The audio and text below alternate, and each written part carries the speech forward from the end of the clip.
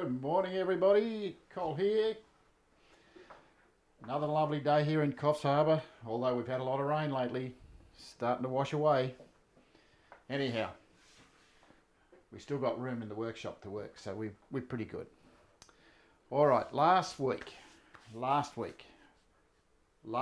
we finished off the inserts in this box, and if you can remember rightly, I struggled to actually get things to fit.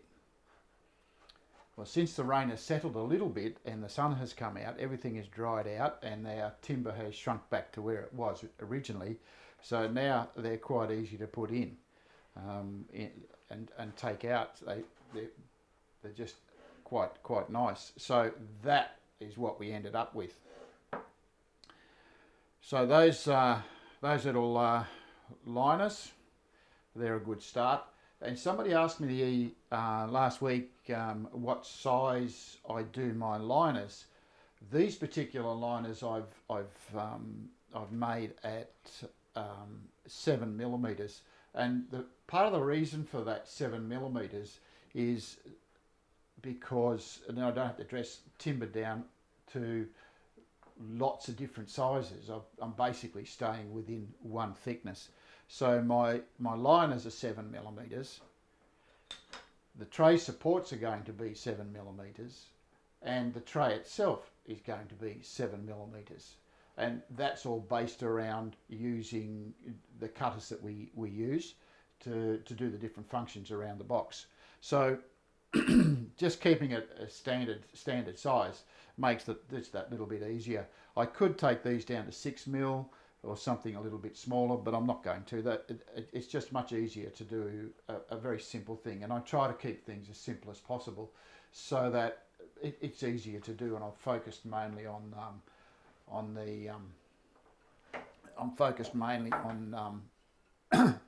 what's happening in the box.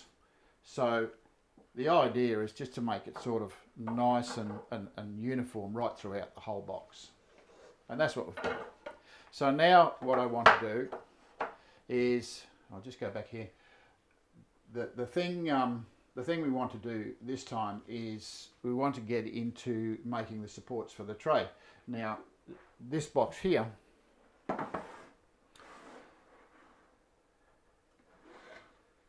the tray sits in the bottom. I'll just take out the liner that belongs in the bottom of the tray. The tray sits in on a set of liners.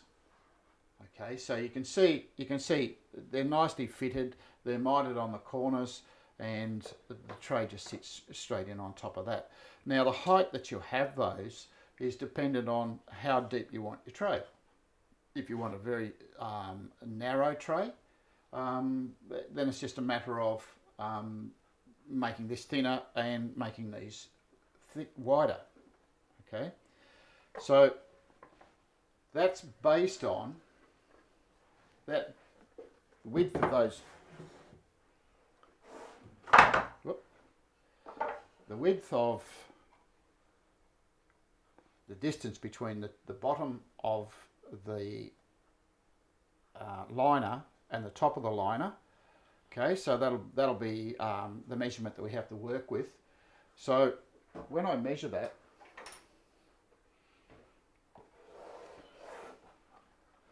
got this so you can see it. When I measure that, to the top edge of the roundover, or the bottom edge of the roundover, is 60mm from the tray. Okay, so you see that. Try and put it where you can actually see it. So the idea is to make sure that we've got plenty of room underneath, so we can put our bits and pieces underneath it, and then we have the tray sitting on the top. But we don't want the tray to be sitting right at the top edge.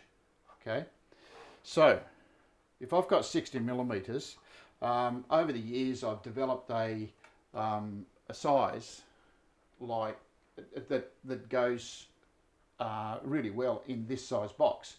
A lot of my boxes, like I said to you earlier, simplify right down to the simplest measurements, and try and sort of keep things, uniform right throughout. Makes it a little bit easier for me to get the boxes right every time. So what the measurements that I have is I generally have a 20mm support, which looks like this. Okay, so that's my 20mm support. That fits in like so. And again, these are just offcuts from the bits left over when I made the liner. You saw me cut them off last week. So these are the bits left over. And so what I've done is I've made those and I've chamfered the edges. And what I'm going to do is I'm going to show you how to make them. So I've only made 3 of them. They're 20mm and they're very simple and easy to make. And they just pop in like so. And when you look at the joint, if you look at the joint, you can see it's quite a nice little joint just in here. Okay, so that little mitre joint, and that will keep them in place. Again, I don't tend to glue these things in there because I want things to move. Okay, so that fits like that. And the piece I had left over was, these were the bits that I had left over. I've chamfered one edge already, and the way that works is all I've done is I've cut them to length so that they fit in there fairly snug, like so, and then I chamfer the edges, the ends I should say. So chamfering the end, this is the process. Let's get my little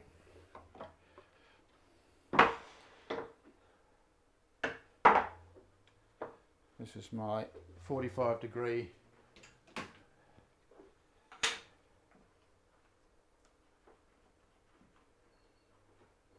chamfer shooting board. The piece of material that I have here, just get that in a bit closer here. The piece of material that I have here is a piece of sacrificial stuff so that I don't tear the end of the board. Okay, so push that back. The other thing is I don't damage this as well. So it's just a matter of making sure I've got that like so. And if you can hear that sound, it's just a beautiful sound of the plane just taking that material off there.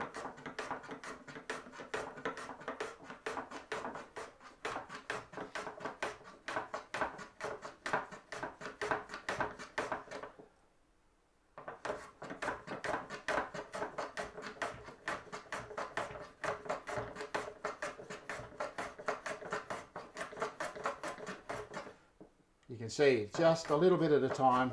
I'm not trying to sort of rush it.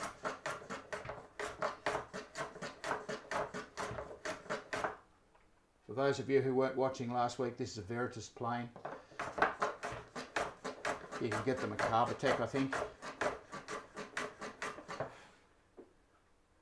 Okay, so now what I've got, not quite there, still a little bit square on the end.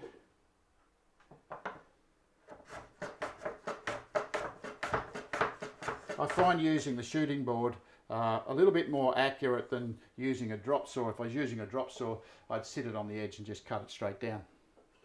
So now we try a fit. Just show that, see if I can see what's going on there.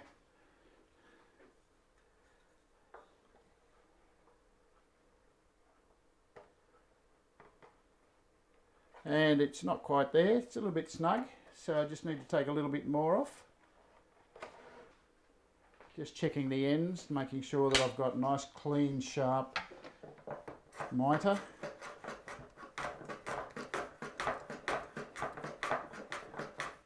You can see how nice that is because you've got these lovely shavings. You can see they've come off the plane beautifully. Little short plane. So make sure your tools are nice and sharp when you're doing this, so that you do get a beautiful job.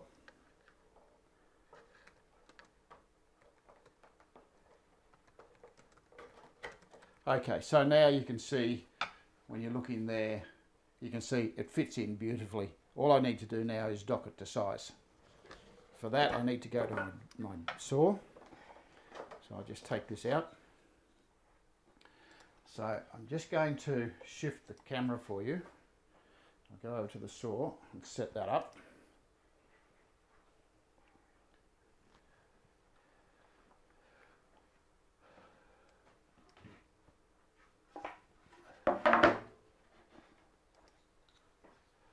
Now, as I said to you before, the height of this was 20 millimetres, so it's just a matter of marking my 20 millimetres.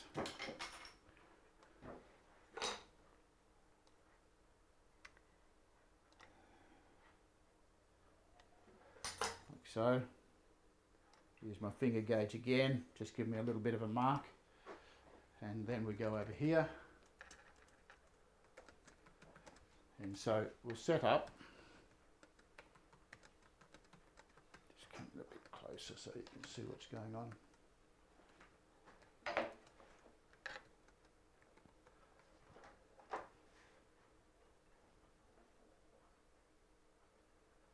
And I'll need a clamp.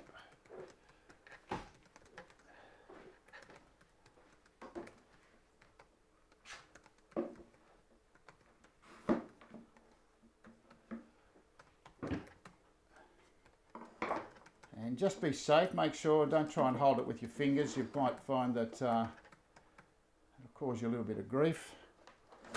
So ears on everybody.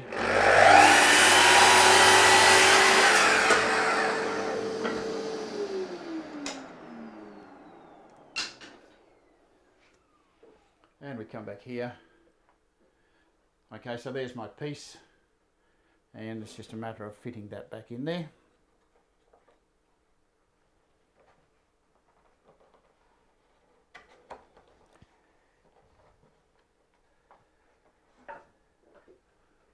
Camera back.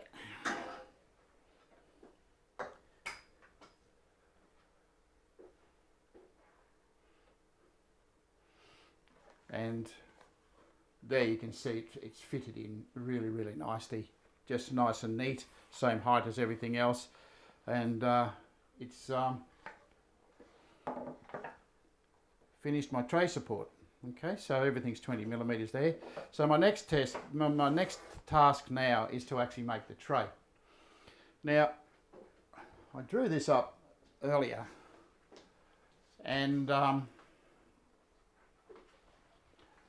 so that's what my tray is going to look like. When I make the trays, I tend to sort of or make a part, I do a little sketch. Okay, so my sketch there, of course, is just simple. It's nothing fancy or anything like that. I haven't added any notes to it or anything like that. Not like I did when I made the other one, which is the uneven-sided box, which had lots of different bits on it and all sorts of notes about the tray, the box itself. So that's my little tray, and that's what it's going to look like. In reality, this is what they come up like. Okay, so that's the sort of thing. Only this one doesn't have a partition across the middle. So that's something else I'm going to add to this one. So it's just another little feature, just to divide the thing into two. All right. Now, the feature is going to be dovetailed in place. So I need to show you how to do that, and then we'll take that from there. So Col, like you did with the uneven-sided box, you made basic components and then you added more complex components after you'd finished the basic box. So you're going to do the same with this, aren't you, in Yes. terms of the trays and then lids and that sort of thing? Yes. So yeah, excellent. all those bits and pieces. Is somebody asking questions over the Pam? No, I'm just adding okay. adding it in and just saying that while it may seem simple at the beginning, the complexity builds over time. Yes. Yeah. So you can see what we've done so far is we've got our liners, we have our tray support. There hasn't been a lot of effort really involved in that because they're very, very simple.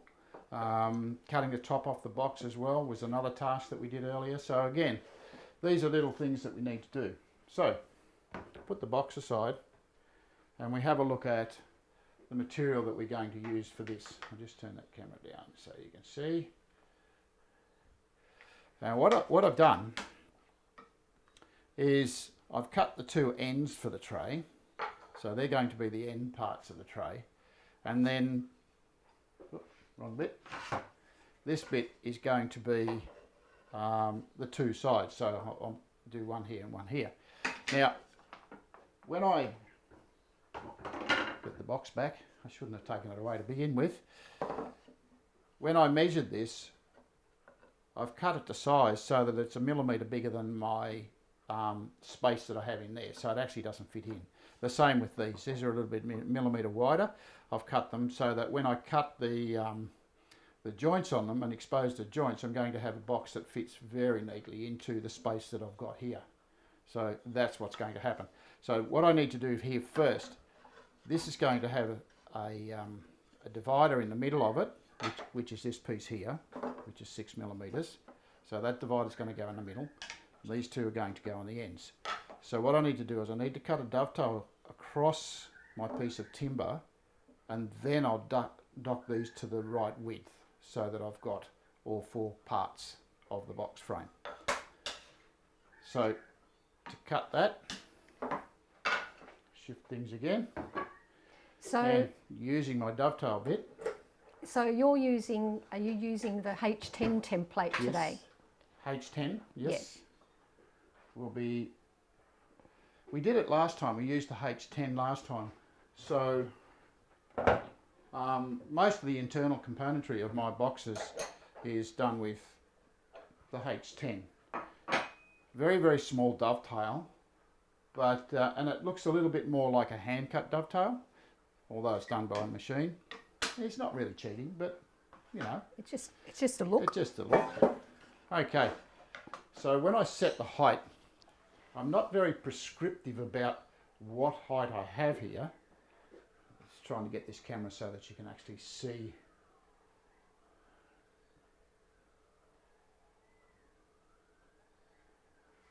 Come on, ET, play the game. So I'm just going to drop this down, and I'm going to set it about halfway. Okay, so that's about halfway across the board. Now the board's 7 millimetre thick. So what I'm going to do now is set it up with my 2 marks. My 2 marks are set at 6 millimetres apart, right in the middle of the board. And so what I want to do is just cut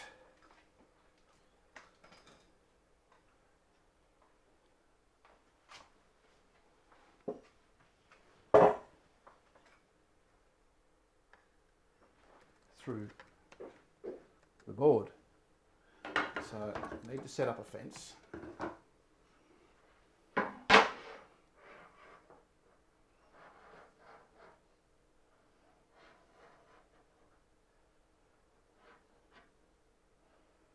Cole, what timber did you use for the liner? Silver ash. It is silver ash, I thought it was. You can use any. I find that if you use a blonde timber, it tends to lighten the inside of the box. Makes it that little bit nicer. Particularly if you're using bright coloured bays in the bottom. Now what I'm doing here is I'm just lining up to make sure that I'm in the middle.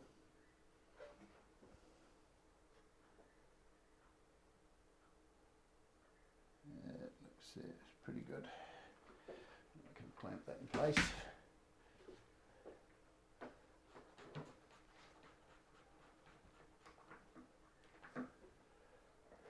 That's locked in. So all I'm going to do now is I'm going to pass that straight over the top. Now, it looks a little unsafe, but it's not really. What the problem is going to be is when we go through the other side, we're going to end up with tear out on this side of our board. So if you use a push block, now a push block can be pretty much anything, and what I have here is I have a perfectly square cut piece of MDF, which is going to be my push block, and it's square on here so that when I put it up against the fence and put my piece of timber on it, I know I'm going to cut squarely straight across my piece of timber. So that's what's going to happen there. Okay. Now, Is that going to help prevent tear out, Cole? Yes, that's exactly what I said. So what will happen now is we've got support at the back edge. at the back edge there, it's supported up against our push block. Okay, so it's just a matter of holding that and then just pushing straight through. So ears on everybody.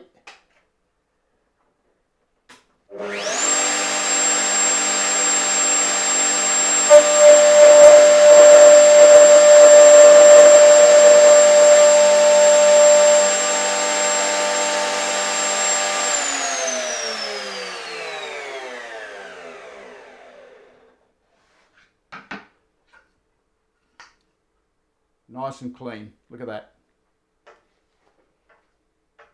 A nice clean little dovetail. A little bit furry on one edge because where it's cutting away from the piece of timber. So it's just a matter of light sand just to take the edge off it. Remember that edge is going to be covered by the piece of material that fits in there. Now the piece of the material that fits in there, I had it there a second ago, is going to be something that looks a little bit like that when I've finished it. You can just see a dovetail on it, and that will fit straight into there like so. And that gives you your dovetail. Okay, so that's what it'll look like. Now this is my test piece because right now I need to cut these to the right size, and I'm going to cut these to 40 millimeters wide so that I've got the front and the back of 40 millimeters and my two side bits are 10 millimeters higher so that I can put a little handle on the top. So we go over to our saw again. Just have to bring ET.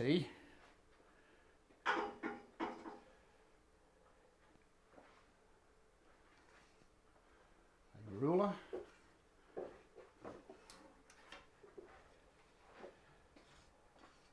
Now I'm going to mark these at 40 mil. I only need to mark one.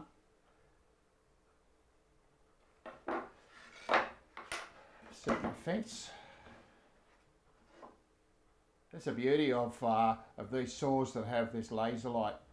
We only need to make one mark and I don't need to make half a dozen marks. I can make one mark.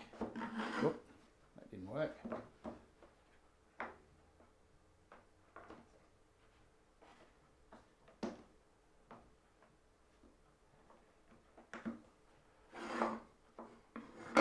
We're in now.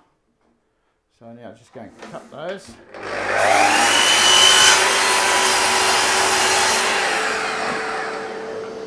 One panel. Just cut my second one.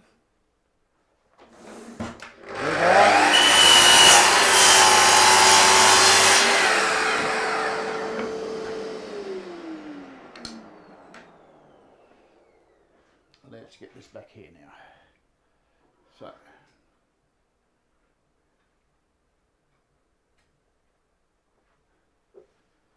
So now I have my panels.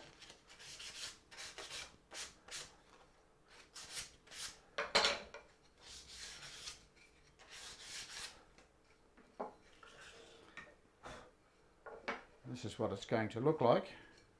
You can tell these are in the middle because when you turn them around, I've got my dovetail. You can see the dovetail. Like a little butterfly that is. And I'm going to have one on the end and this one's going to be on here. So that's what my tray is going to look like when I've got it sorted. Okay, my next step is to cut the little handles. If you saw it on the diagram, I've got little handle on both ends, and you can see I've got a little handle on both ends, and so you need to be able to grab hold of it by 2 fingers. So now I'm going to cut that bit. Now the easiest way to do that is make yourself a little jig. Now over the time that I've been doing the live shows, I've been making all sorts of manner of little jigs to do various functions, and it continues.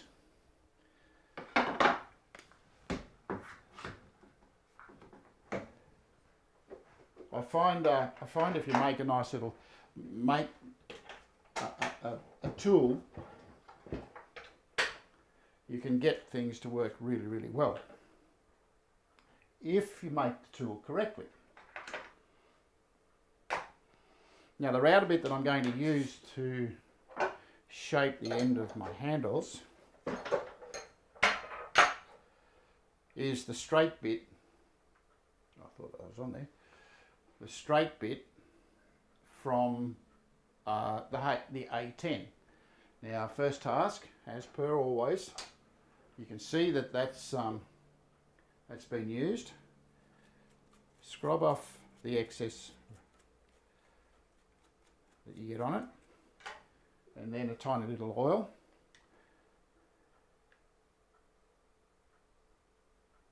Just a tiny little bit, and then check the grub screw.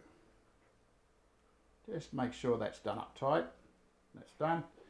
And so, again, I reiterate, make the effort to maintain your gear. Need that out of the way. Those out of the way. And this is the little jig that I've made.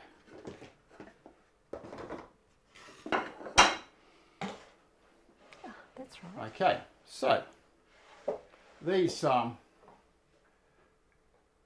toggles are great little doodads for hanging on to things in in tight places. You can get these from Carbotech. They're not very expensive, but I've bought half a dozen of them, and every time I make a jig, I add one to it just so that it works. And it's just screwed on the bottom, just like so. And this is how we do it. What I've done is I've shaped my piece of timber. You can see that the shape I've got there, and that's the shape of my handle. And then I position my stop where I want my shape to actually stop and start. So I've got two lovely pieces of silver ash, and I might make that the bottom. And all this matter of doing is just sitting it in there, locking it down, and then you can see what I'm going to take off. All of this is going to be waste. It's going to disappear. So all I need to do now, adjust the height of the router bit. You want the bearing running on your jig, and you want the cutter cutting your piece of material. So, just a matter of, I might get that camera so that you can actually see a little better. How's that? That looks pretty good. Okay, now, there's a way of using this. I've just got to find my pencil again. I keep putting things down, forgetting where I've got them. I've put them. What I'm going to do is I'm going to take off a little bit off the corner, and my grain runs in this direction. So what I'm going to do is work with the grain, but from the outside edge down here. If you go back the other way, you'll find that you're fighting against the grain, and you'll end up with lots of tear out if it doesn't rip it out of your fingers. So a little bit here, a little bit here. I'm just going to keep taking it out until I've got the bulk of the waste off, and then I'll shape down through the shape. Okay, so that's how I'm going to do it. So ears on.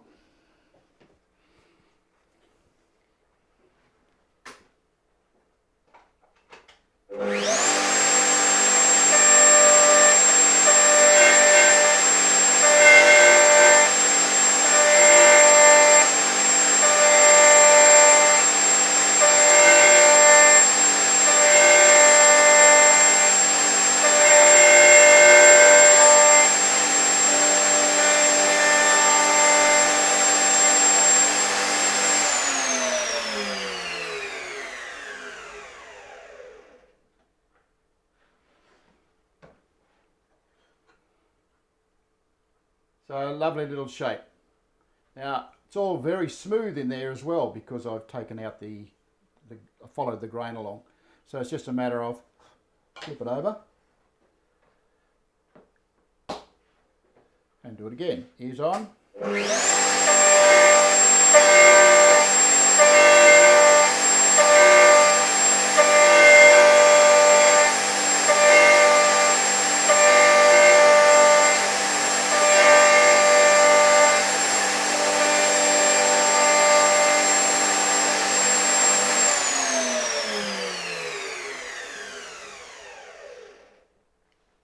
Now with very little measurement, I've come up with a nice little handle.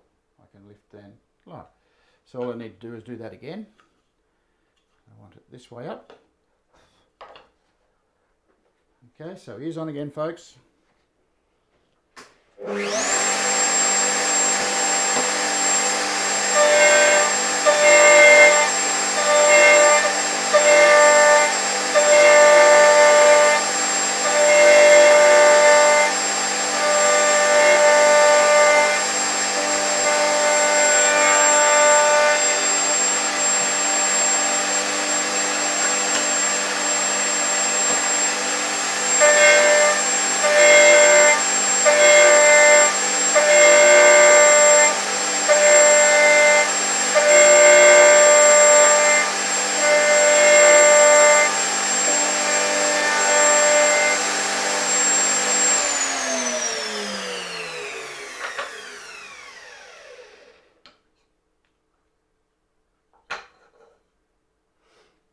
So that gives me two little handles, one on each end, okay? Now, if you'll notice on this tray here, you'll see that on the end I have this lovely little feature that sort of adds to that bit there, continues around the corner, and then we have a top edge of the tray. So what I want to do now is I want to create that little tray there. So when I built the jig, and you can see I've got a couple of measurements there, specifically to do that. So these are cut at 40mm. So all I need to do is choose my top edge, which will be that edge, and I think that edge is the best one. Okay, so there's my top edge. So I'm going to cut both of those corners. So a little mark there just to give me a reference. Here and here, here and here, and I can take off a little bit of that. Okay, ears on, folks.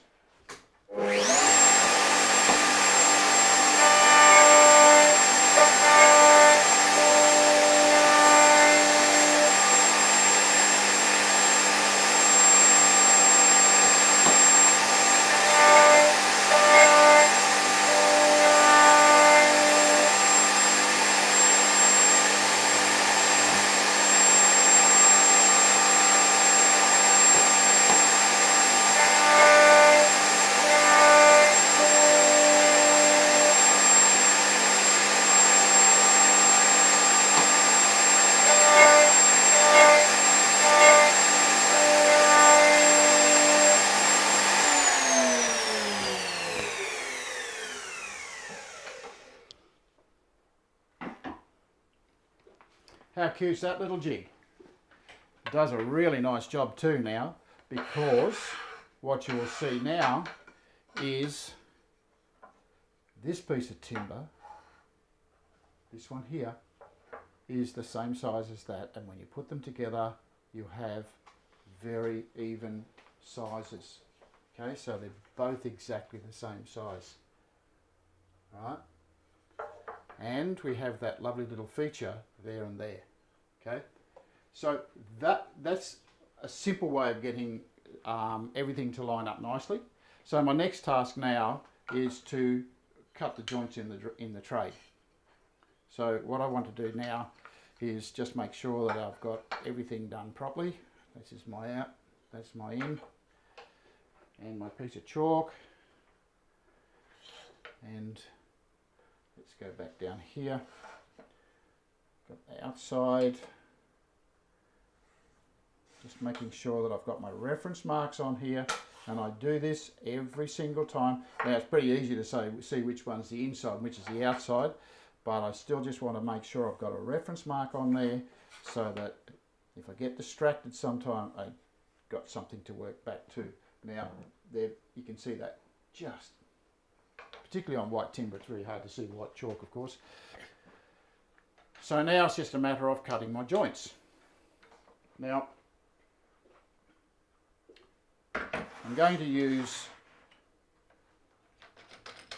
my H10 template. This cuts material between 2 and 10 millimeters thick. So we'll use that to do this. And you can see I've already used it a couple of times on a tray earlier.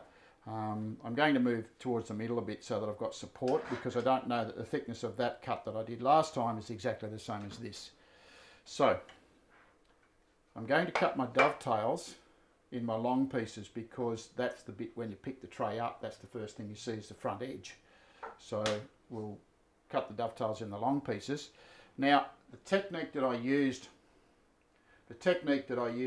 to do the uneven sided box is going to be exactly the same as this one, basically because I have things that are not uniform in their widths all the way through, and this piece is not exactly the same size. So what I'll do now is I will cut my dovetails, and when I line this up, you'll find the 38 millimeters gives me a really nice easy measurement to give me a layout here. So it's quite nice. What I'm going to do I'm going to end up with 2 dovetails. Slide this across.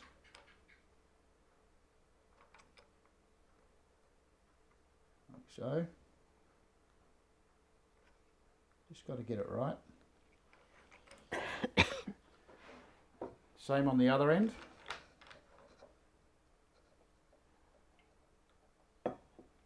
If your timber will be exactly the same as the other bit. Another reason why I use both ends is because if I've got both stops right up against each other, I can't get a clamp in there to hold it. Okay, it's too high to sit it over the top, and it's too awkward to get it around the stops. So that's what's going to happen. Now, as I did before, do them both at the same time. Pretty easy stuff. Doesn't take very long to make these little trays.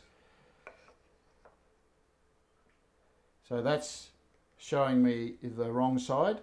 So just make sure that you've got it round. The face side marks should be pointing out, and the bottom of it should be pointing at the stop.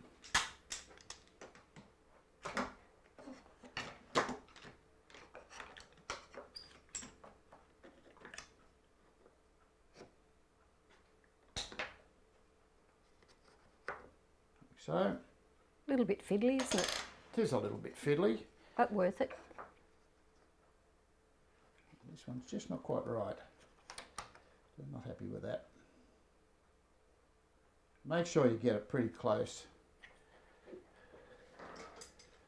I could have turned it around and done it on done it on the pin side, but it's a little bit more awkward with this one because the timber is way a bit thinner than normal when I'm making a box. So I'm just checking to see that I'm hard up against the stop here. I'm hard down on top of the template there, and here. And it's just a matter of cutting my dovetails. So as I said, H10. So we will change the route a bit. I changed these, I cleaned all this before I started, so I'm not going to give it another dose of oil. It'd be too much oil. This is the router bit I used to cut the little groove in it. Alright, height adjustment. Again, remember, always use your opposing piece of material to adjust your height. And like I said to you earlier, what I had done is I made these a millimetre bigger, so then my 1/2 millimetre here and a 1/2 millimetre there will give me a millimetre. They're a little bit longer than they should be, so I'm just going to make sure I've got that right. That's 1/2 mil, and then we can cut our dovetails. Oops, wrong bit. This out of the way. Don't want too much on the bench while we're working. Okay, so now it's just a matter of cutting my dovetails. Now remember, go in the right hand side. I'll just get this up close where you can see. Go in the right hand side of your cut and come out on the left hand side. Okay, because that's the way the router bit's going to be spinning. So you want to cut onto the timber all the time.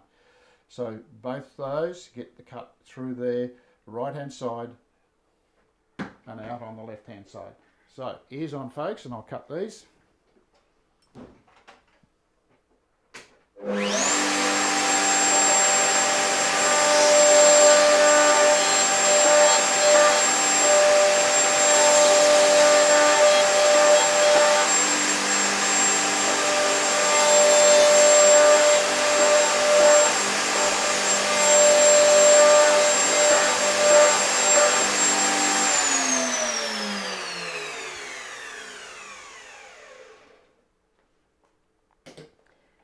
Col, you mentioned a moment ago just going in on the right hand side and coming out on the left. Yes. It's important to mention that it seems like you're going just straight in and straight out, but you really do have to go around the inside wall of the template to do total clean out. That's correct, Pam. The bearing is 2 thou smaller than the space that you're working in. So you need to make sure that you're working on both sides of the space that you got. The other thing that I neglected to mention is, before you start, you should do a test joint. And I've done my test joint, which I can't see anywhere, but beforehand, so just to make sure that everything fits right. There's no point in. It's a bit difficult trying to sort of readjust things halfway through a job. Okay. All right. Ears on, folks. We'll cut again.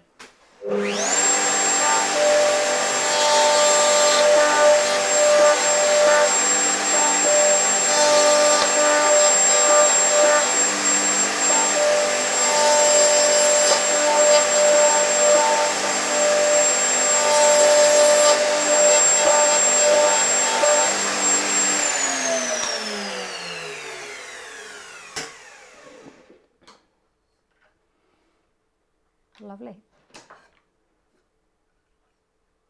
And so there's my dovetails in both ends of my board. Okay, nice and neat, plenty of room either side of it for support. We're going to cut a trench in the bottom of that. So let's turn the jig around.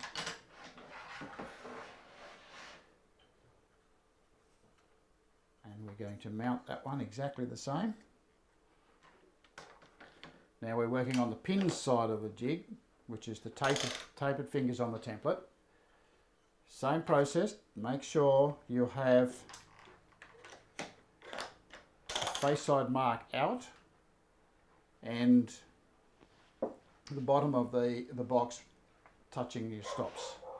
So now we change the route a bit.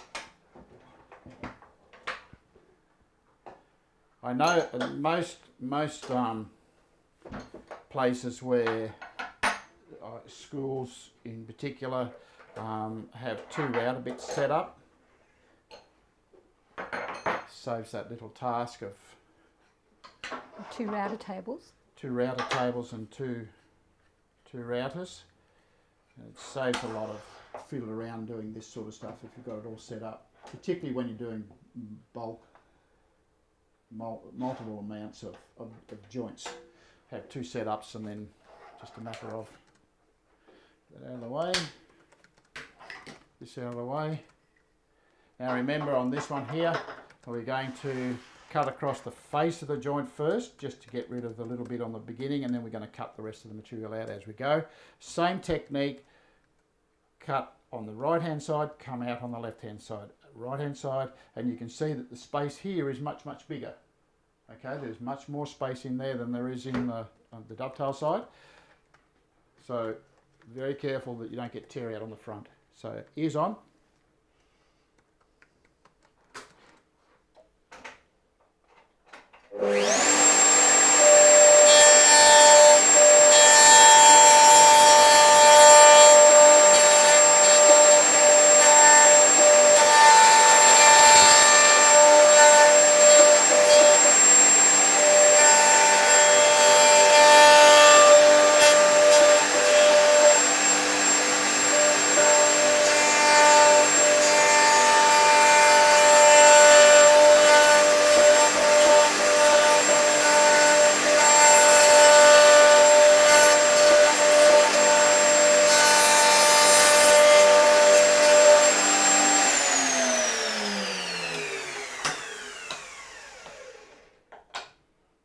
And so now just going to reverse that. You can see a little bit of tear out there, but it's nothing major. And you can see the shape of the dovetails is, or the pins for the dovetails.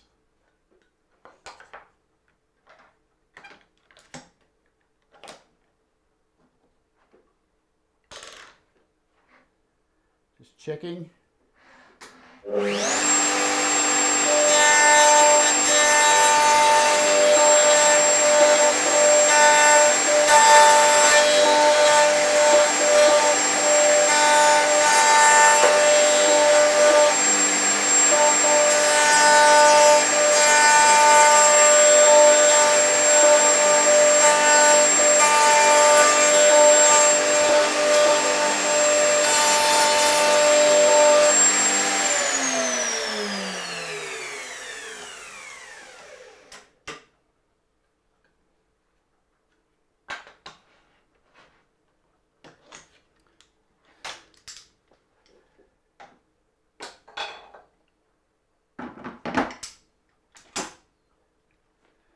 Okay, now the litmus test, see if it all fits together. I'll just shift that out of the way so that I don't cut myself on it.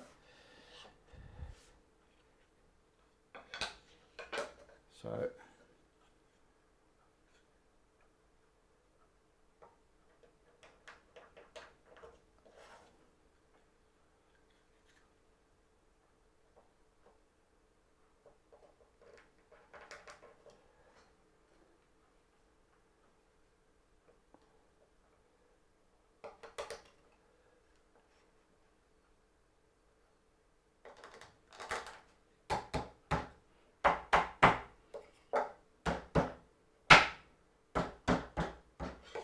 and so there's my beaut little tray. Look at that. Spot on. A little bit furry around some of the joints, but the thing about it is I'm perfectly flush on the bottom of all my corners. I've got my dovetail spacing already cut. They're nicely lined up. So now it's just a matter of cutting a trench in the bottom of it to fit the tray. So technique I use for that, I'm going to cut the tray, the bottom for the tray. I won't get this glued together today. The other thing I won't get done is the spacer between the two, down the middle of the tray, the divider I should say. But that'll be for next week. So what I'm going to do now is just you're going to cut the tray and, cut the base and make a base for it. We'll do that with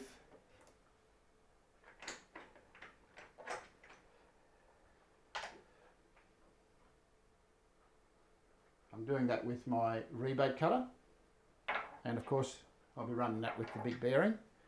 Now in all my other boxes that I do, I generally allow 10 millimeters for the tray, because I'm putting feet on the bottom of the tray and I'm allowing for the feet. With the tray, that's not going to be the case. What I'm going to do here is I'm going to cut this 2 millimeters up from the bottom, because I don't need feet on the tray. What I need is to make sure that that's flat. It's going to sit on the supports that I put in the box earlier. So all I'm doing now is using the same technique that I used to cut the tray trench in all my other boxes, and that's 2 passes. Very important that I do that just in case I get any tear out, and you can see that in the bottom of there I've got a little gap that I have to be aware of as well. So set my height at 2 millimeters, 2 millimeters above the bench. Now I've left my ruler somewhere. There it is. So now that's to the bottom of the tooth. It doesn't have to be 2 millimeters, it can be a bit more if you like. And then safety first. It's good having everything close handy, isn't it? So tape up my joint. This is where it actually becomes quite delicate, isn't it? When you've got to consider those the dovetails on the vertical. Yes. Remember, you're working with very thin material here as well. So my material's only 8 mil. Sorry, 7 mil. And if you don't take care with it, you could always just do some damage where you have to start all over again. Okay, so now I'm just going to rotate around through there. So I'm going to try looking at the top. Can you see at the top? You can see around the inside. Let's go to a different camera. You can see on the top corner. That's probably a better view. Yeah.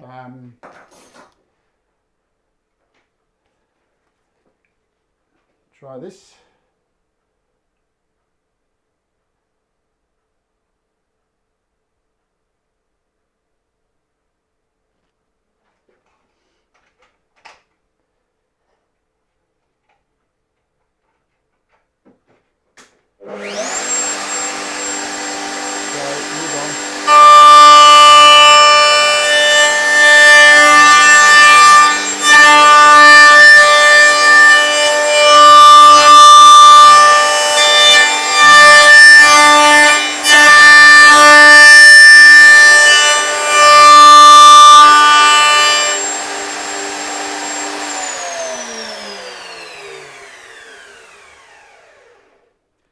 So by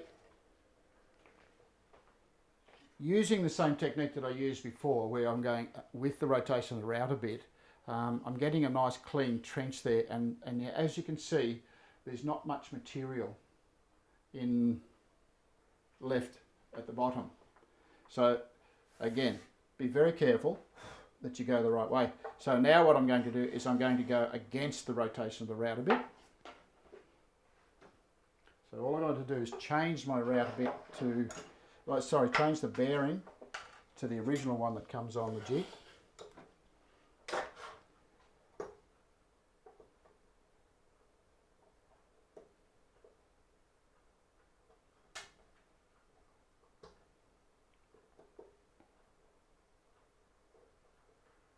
So, and now rotate with the rotation of the router bit. Sorry, against the rotation. So ears on.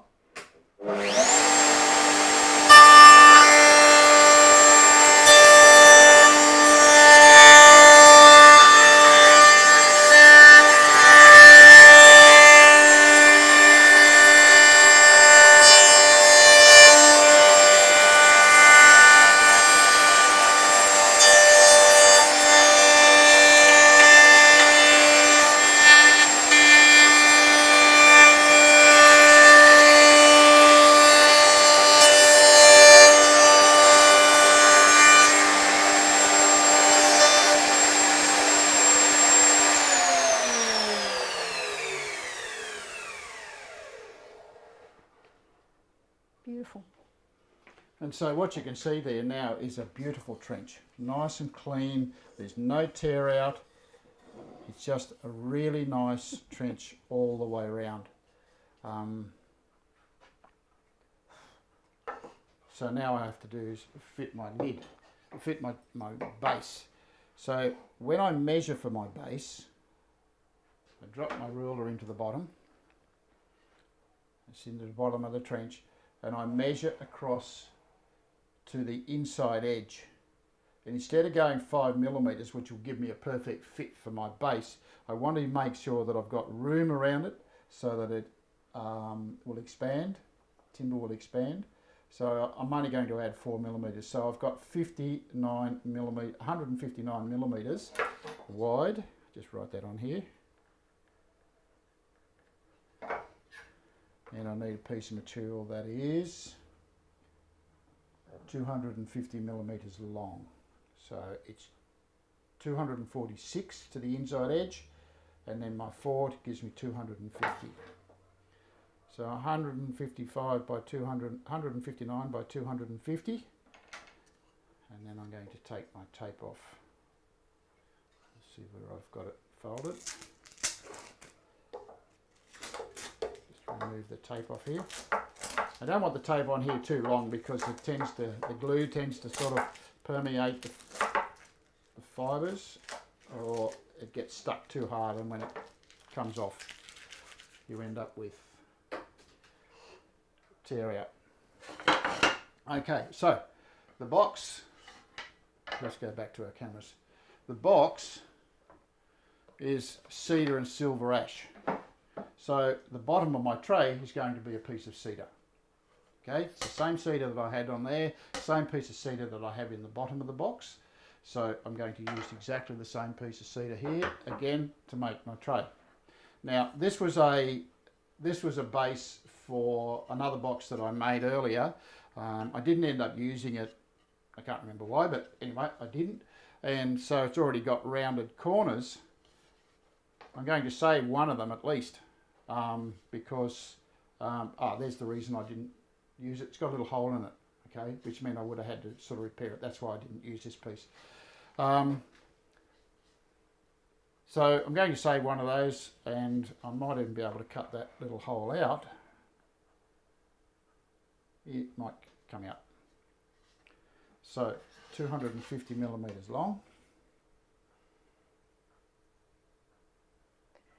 Col, Aussie Man wants to know that when you were actually cutting the trench, just explain what you did when you came up to the vertical dovetail trench. Did you actually gently guide it over without pressing it in? The bearing didn't? No, it doesn't matter. It's not. It won't go deep enough to interfere with anything, and the piece of material, it'll just give you a little bit more space. Yeah. Okay. For expansion. Yeah.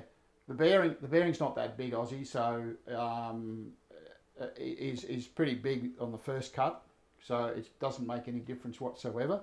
The smaller one, it's only a tiny little bit. It won't come through the piece of timber, so it's not going to make a great deal of difference. Okay, cutting. Got to bring my camera over here. We're going to be a little over time today. I want to get this tray made. Or we'll get most of it done anyway.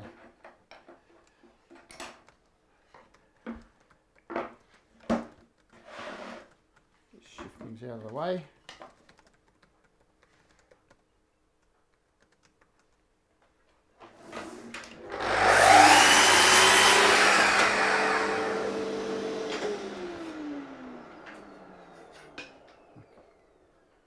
That was my measurement. 159.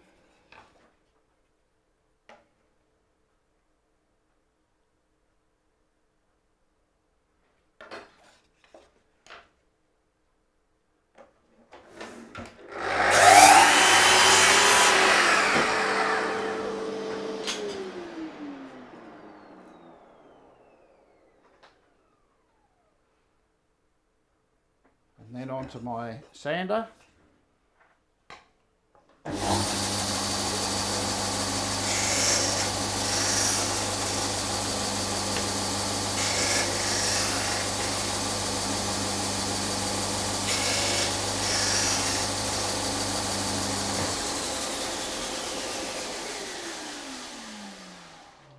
back to my tray.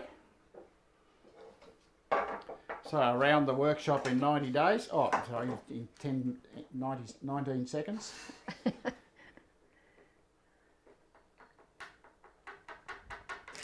So all I'm doing is just making sure that fits.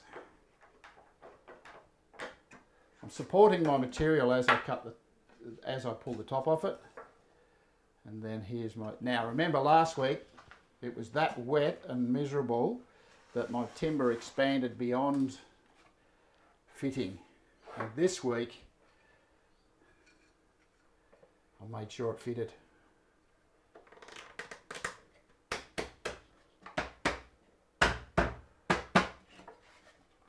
And when you look at that, let's go back to the front. What a lovely little tray. Perfect. Now, that's going to fit in the box. It doesn't fit just yet because I've got the extra bits and pieces over the edge, but that will, once I've got that centre part made, which will happen next week, we'll glue the whole thing together. I'll sand it up and that will be a very nice little tray. Now, somebody said to me, you know, like, are these trays specific for all these boxes? You can make these little trays for all sorts of things. You can sit that on your kitchen table with your salt and pepper in it, or you can make them smaller or larger. But the technique that I use today gives you the opportunity to do all sorts of things to your with your jigs and the parts that I've made today. So I hope you got something out of it today. I fiddled around a little bit, but still we got the job done. We've got a nice little tray. We've got tray supports in there, and next week we'll get a little bit more done. So that's my hour up. So it doesn't take very long. So see you all next week. Have a good week, folks, and yeah, if you like what you've seen, subscribe to our channel, get your mates to subscribe to the channel, and hopefully they'll learn some stuff too. So have a good week, folks, and I will see you all next week. Oh, before I go, Dave's cutting and planing polyurethane runners today, polyethylene runners, I think. I'll just have a look at my little sign over there. He's also holding small things on his Stanton bench. Oh, the IMUF comp winner is going to be announced today as well. So if you're in the running for that, lucky you. So have a good week, folks, and I will see you all next week.